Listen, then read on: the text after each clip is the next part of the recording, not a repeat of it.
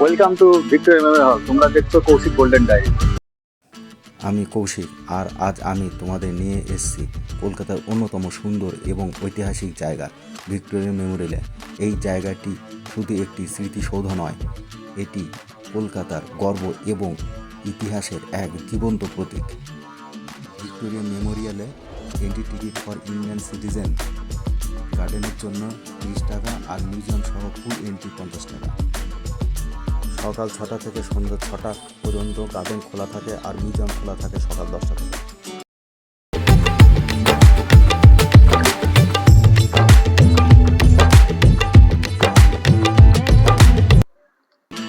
পরিবেশ কিন্তু আমার খুবই ভালো লাগছে। সব পরিবারে নিয়ে আসার মতো পরিবেশ আর পরিষ্কার পরিচ্ছন্ন।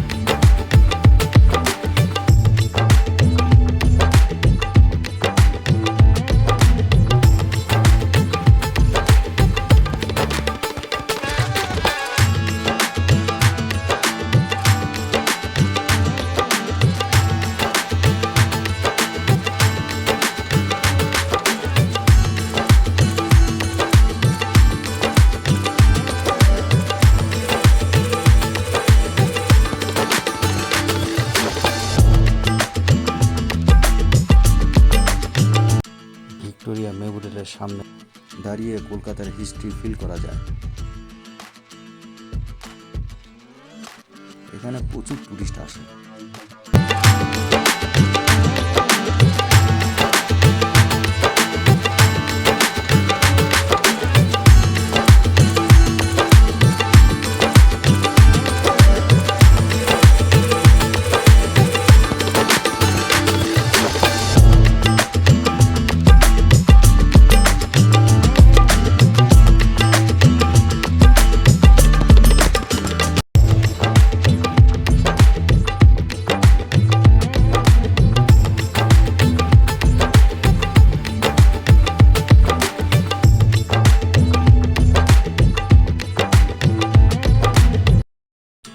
চারদিকে রয়েছে সুন্দর সবুজ গার্ডেন, বড় বড় গাছ এবং শান্ত পরিবেশ।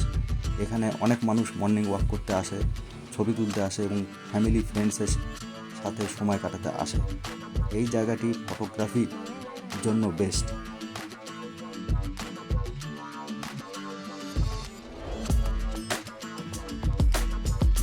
ভিক্টোরিয়া মেমোরিয়াল তৈরি করা হয়েছিল ব্রিটেনের রানী কুইন ভিক্টোরিয়ার স্মৃতিতে। এর নির্মাণ কাজ শুরু হয় 1906 সালে এবং সম্পূর্ণ হয় 1921 সালে। এই সুন্দর স্মৃতিসৌধটি তৈরি করা হয়েছে সাদা মার্বেল দিয়ে, যা রাজস্থান থেকে আনা হয়েছিল।